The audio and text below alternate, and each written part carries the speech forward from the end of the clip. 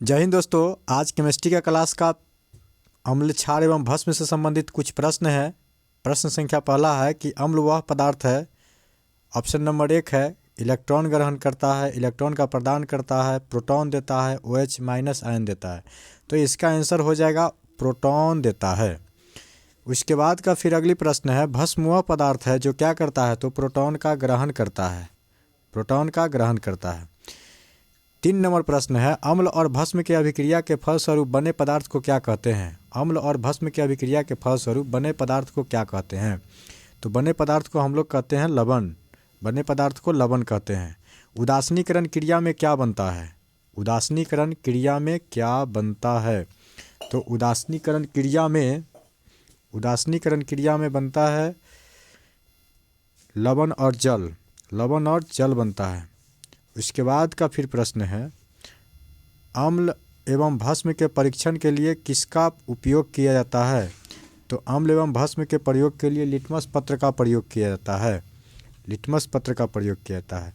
नीले लिटमस पत्र को लाल कर देता है, तो नीले लिटमस पत्र को लाल कर देता है अम्ल, नीले लिटमस पत्र को लाल कर देता है अम्ल, अम्ल कर देता है। इसका सूत्र है अनील, अनील का मतलब क्या हुआ, अनील, अनील का मतलब हुआ अम्ल जो होता है ना, नीला लिटमस पत्र को लाल कर देता है। उसके बाद का फिर प्रश्न है लाल लिटमस पत्र को नीला कर देता है कौन, तो अम्ल, अनील जो होता है लाल लिटमस पत्र को, अम्ल जो होता है नीला लिटमस पत्र को लाल कर देता है, जबकि क्षार जो है लाल लिटमस पत्र को क्या कर देता है, नीला कर देता है। तो इसका आंसर हो जाएगा आपका बी भस्म। जल में घुलनशील भस्म को क्या कहते हैं, तो जल में घुलनशील भस्म को कहते हैं क्षार, क्षार कहते हैं।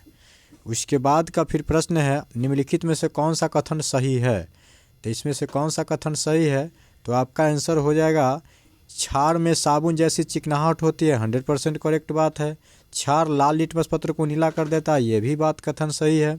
सभी क्षार भस्म होता है किंतु सभी भस्म क्षार नहीं होते, ये भी बात सही है। अर्थात ऑप्शन नंबर डी इनमें से सभी सही है। उसके बाद का फिर प्रश्न है सभी अम्ल जल में घुलकर प्रदान क्या देता है, करते हैं, तो क्या प्रदान करते हैं, तो ये प्रदान करते हैं क्या बोलते हैं H+ आयन, H+ आयन प्रदान करते हैं। भस्म का स्वाद कैसा होता है, तो भस्म का स्वाद खरा, खरा मतलब कड़वा होता है।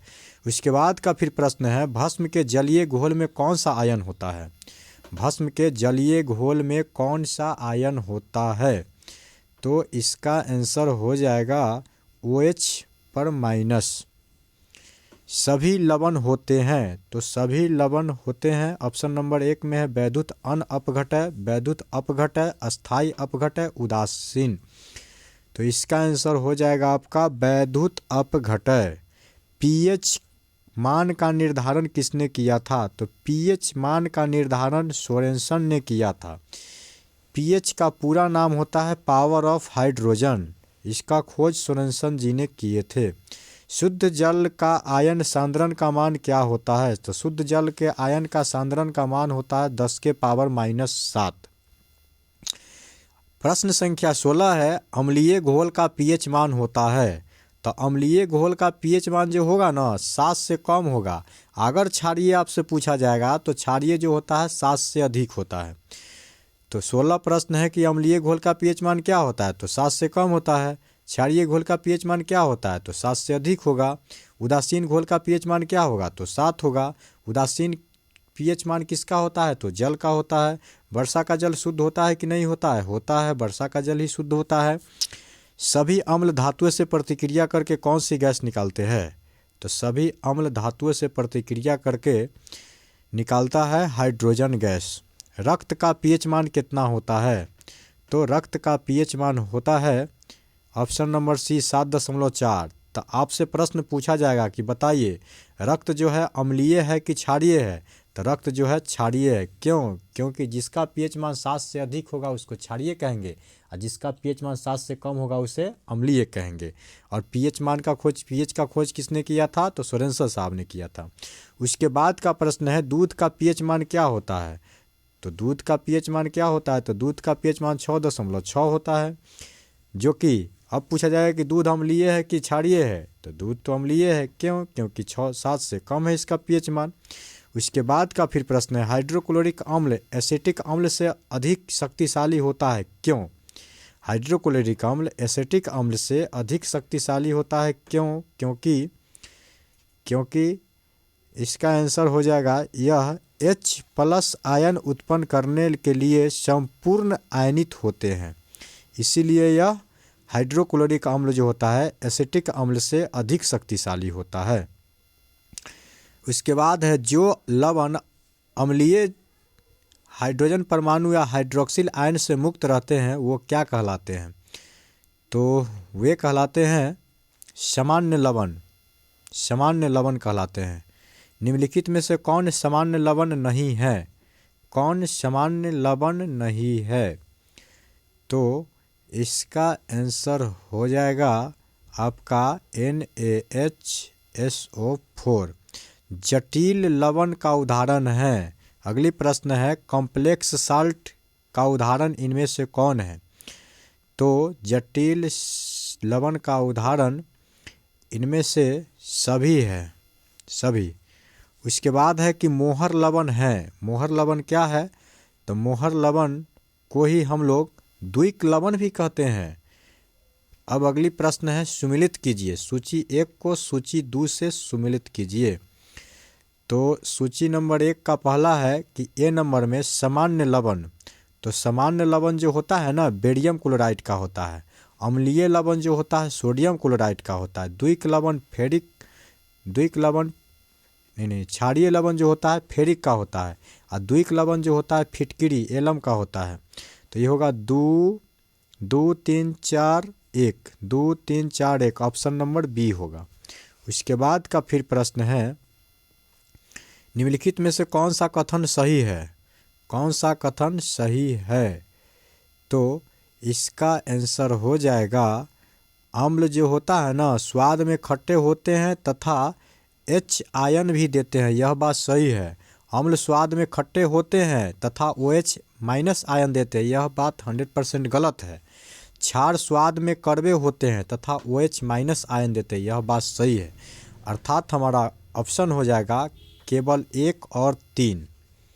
उसके बाद का फिर प्रश्न है, हाइड्रोजन सभी अम्लों का एक आवश्यक अवयव है, यह सर्वप्रथम किसने कहा था? हाइड्रोजन जो है सभी अम्लों का एक आवश्यक अवयव है, यह सर्वप्रथम किसने कहा था? तो यह जो कहा था डेवी ने कहा था, डेवी। लवण, उसके बाद है लवण जो जल का अवशोषण करता है क्या कहलाता है? वह लवण जो जल का अवशोषण करता है वह क्या कहलाता है? तो वह कहलाता हाइग्रोस्कोपिक लवण। हाइग्रोस्कोपिक लवण। ताजे दूध का पीएच मान 6 है, तो जब यह खट्टा हो जाता है तो इसका पीएच मान क्या होगा? तो 6 से अधिक हो जाएगा, 6 से अधिक हो जाएगा। उसके बाद का फिर प्रश्न है, पीएच मूल्यांक दर्शाता है। पीएच मूल्यांक दर्शाता है, तो पीएच मूल्यांक दर्शाता है, तो इसका आंसर हो जाएगा किसी घोल के अम्लीय या क्षारीय होने का मूल्यांक।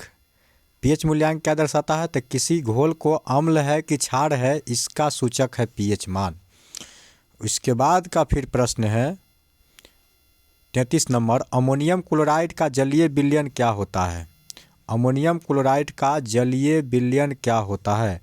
तो इसका आंसर हो जाएगा क्षारीय। उसके बाद 34 नंबर प्रश्न है, H2O और जलीय NaOH से भरी परख नली के विलयन में विभेद किया जा सकता है। तो इसका आंसर हो जाएगा लाल लिटमस पत्र के द्वारा। उसके बाद है, निम्नलिखित में से कौन अम्लीय है? अम्लीय लवण है। कौन अम्लीय लवण है? तो इसमें से अम्लीय लवण है H2CO3। उसके बाद का फिर प्रश्न है, निम्न में किस लवण का जलीय विलयन लाल लिटमस पत्र को नीला कर देता है? तो ये कर देता है Na2CO3 का। उसके बाद है, जलीय विलयन की अम्लता के परीक्षण के लिए कौन सा उपकरण प्रयुक्त किया जाता है? तो इसका प्रयुक्त किया जाता है पीएच मीटर का। पीएच मीटर का pH मतलब पावर ऑफ हाइड्रोजन।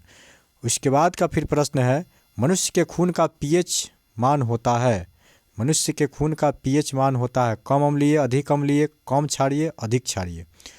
तो इसका आंसर हो जाएगा आपका कम क्षारीय। और इस सेशन का लास्ट एवं आखिरी प्रश्न है जिसका जवाब आप लोग कमेंट बॉक्स में ज़रूर लिखिएगा। शुद्ध जल का pH मान क्या होता है? ऑप्शन नंबर 1 में है 0, 1, 7 और 14।